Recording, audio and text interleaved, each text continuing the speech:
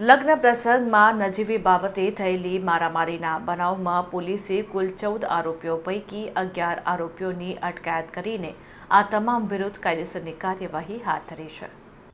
Bapod police સ્ટેશનના in charge police inspector પીઓ પસ્તાગિયા સાહેબના સીધા માર્ગદર્શન હેઠળ ગઈકાલે રાત્રિના એકતાનગર ખાતે લગ્ન પ્રસંગ હોય અને જેમાં પાણી ઢોળાવા જેવી સામાન્ય બાબતે બે પક્ષો વચ્ચે સામાસામે હાથાપાઈ અને મારામારી થતા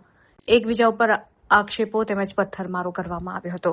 જેમાં બંને પક્ષોના માણસોને ઈજાઓ પહોંચી હતી. આ બનાવની ગંભીરતાની નોંધ લઈ બાપોદ પોલીસ સર્વેલન્સ સ્ટાફ દ્વારા સીસીટીવી કેમેરા, સ્થાનિક સાક્ષીઓ તેમજ હ્યુમન રિસોર્સિસના આધારે કુલ 14 આરોપીઓમાંથી 11 આરોપીઓને ગણતરીના કલાકોમાં જ અટકમાં લીધા હતા અને કાયદેસરની કાર્યવાહી હાથ ધરી હતી.